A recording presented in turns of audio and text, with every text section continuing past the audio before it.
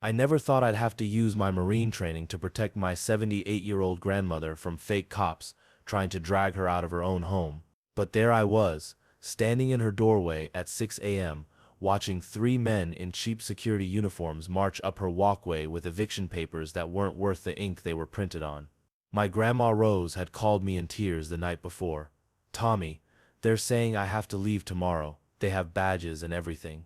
The HOA president, a woman who looked like she'd been personally offended by happiness itself, stood behind them with her arms crossed, and a smile that could freeze hell over. They thought they were dealing with a helpless old woman living alone. What they didn't know was that her son had just finished 12 years as a Force Recon Marine, and I'd been looking for a reason to remind people why you don't mess with my family. Let me paint you the picture. Grandma Rose had lived in Willowbrook Estates for 15 years, long before this particular HOA board took power.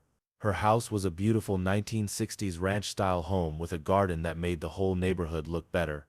She'd raised 4 kids there after Grandpa died, and now in her golden years, it was supposed to be her sanctuary. But 6 months ago, everything changed. Karen Middleton got elected as HOA president, and she brought with her a crew of power-hungry neighbors who treated the neighborhood like their personal kingdom. They started with small stuff: citations for grass being half an inch too tall, complaints about Rose's garden gnomes being aesthetically inappropriate, fines for her mailbox paint being slightly faded. Comment which country you're watching from, because HOA horror stories seem to be everywhere these days. I lived about 20 minutes away and visited Rose every Sunday for dinner. She'd always been independent, stubborn in the best way, the kind of woman who raised 4 kids through the 70s and 80s without taking crap from anyone. But lately, I'd noticed her hands shaking when she talked about the letters. The fines had escalated from $50 to $500 overnight. "Tommy, they're saying my garden violates some new community standards," she told me one evening, her voice small in a way I'd never heard before. "They want me to tear out everything and plant only approved shrubs." That's when I knew this wasn't about landscaping. This was about power, intimidation, and probably something darker. See, Rose's property sat on the prime corner lot, worth easily twice what she'd paid for it. I'd seen this playbook before. In Iraq, in Afghanistan, bullies finding the weakest target and applying pressure until they break. But Karen Middleton had made one critical error in her intelligence gathering. She'd forgotten to ask who Rose's son was. The harassment escalated systematically over the next month. First came the certified letters, 5 in 1 week. Then the surprise inspections, where Karen and her crew would show up with clipboards, measuring Rose's fence, photographing her mailbox from different angles, counting her garden gnomes like they were conducting a military survey. I started documenting everything. My years in the Corps had taught me that when dealing with hostile forces, intelligence gathering is everything. I installed security cameras around Rose's property, not the cheap ones from the hardware store, but military-grade surveillance equipment that could read license plates from 2 blocks away. That's when I discovered the pattern.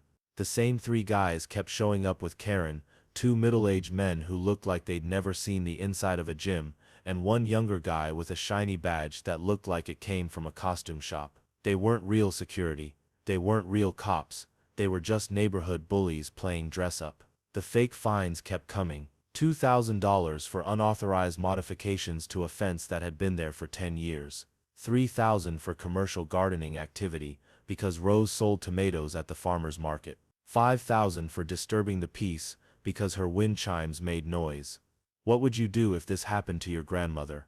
Because I was about to show them exactly what happens when you target a Marine's family. The breaking point came on a Tuesday. Rose called me at work, sobbing. "Tommy, they changed the locks on the community pool and gave everyone new keys except me. They said I'm under investigations and can't use community facilities until I pay the fines."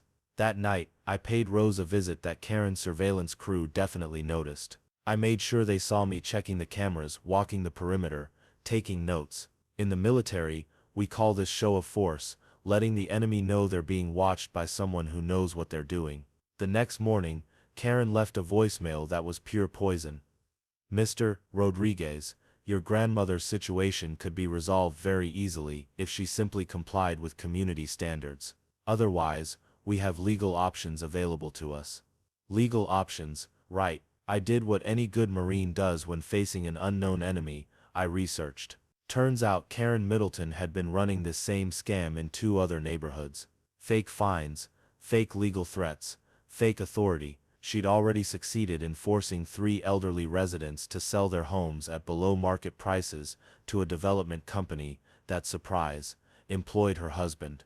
The fake eviction notice arrived on Friday. Due to non-payment of legitimate HOA fees, the resident must vacate the premises within 72 hours or face forcible removal by authorized personnel. Authorized personnel, I almost laughed.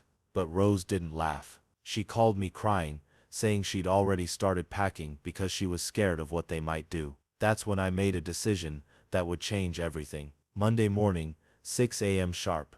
I was having coffee with Rose when we heard the footsteps on her front porch. Through the security camera feed on my phone, I watched Karen's 3 fake cops approach the door, complete with toy badges and serious expressions. "Mrs. Rodriguez, open up. We're here to execute the eviction order." I looked at Rose, squeezed her hand, and stood up. "Stay in the kitchen, Grandma. This won't take long." I opened the door slowly, stepping outside and closing it behind me. The 3 men looked surprised. They'd expected a scared old woman, not a 6'2" Marine, who'd spent the last decade learning very specific skills about dealing with people who threatened innocent civilians. "Gentlemen," I said calmly, "I'm going to need to see your real badges, your real identification, and the court order that authorizes this eviction." The leader, a pudgy guy with a security uniform from a Halloween store, puffed up his chest. "We don't need to show you anything. We're authorized by the HOA to remove trespassers." Interesting. I pulled out my phone and hit record. Because impersonating law enforcement officers is a felony. Breaking and entering is a felony. And conspiracy to commit fraud is definitely a felony. Karen stepped forward from behind her fake cops, her face twisted with rage. "Your grandmother is in violation of community standards, and we have every right to." "Ma'am, you have the right to remain silent." I'd been waiting months to say that, because everything you say can and will be used against you in a court of law. The fake cops looked confused. One of them reached for what I assumed was supposed to be handcuffs. That's when my Marine training kicked in, not the violent part, but the calm, controlled, professional part that had been drilled into me for 12 years. In one smooth motion, I stepped forward, grabbed the man's wrist, and applied just enough pressure to make him understand that reaching for things around me was a very bad idea. His cheap plastic handcuffs clattered to the ground. "Here's what's going to happen," I said, my voice steady as concrete.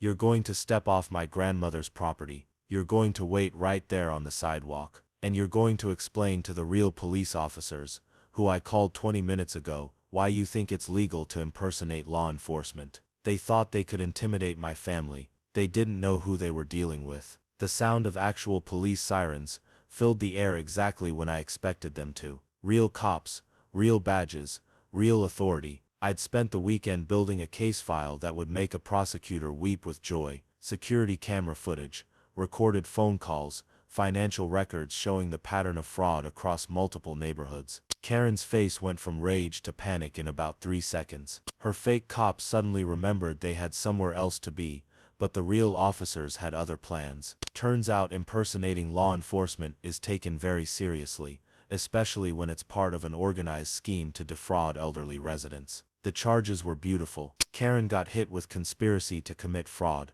elder abuse, impersonation of law enforcement, and about 6 other felonies that would keep her busy for the next 5 to 10 years. Her fake cops got conspiracy charges, and learned that security guard uniforms from the costume store don't actually give you legal authority to evict anyone. The development company her husband worked for, suddenly very interested in settling all those below-market property purchases out of court. Rose ended up with enough money to renovate her entire house and plant the biggest, most beautiful garden in the neighborhood. The HOA board dissolved faster than sugar in rain. New elections, new leadership, new rules that actually followed state law instead of Karen's personal vendettas. Rose still lives in her house, still sells tomatoes at the farmer's market, and still has her garden gnomes. But now she also has a security system that would make the Pentagon jealous, and a son who checks in every day. Sometimes bullies forget that the people they're targeting have families. Sometimes they forget that those families might have skills,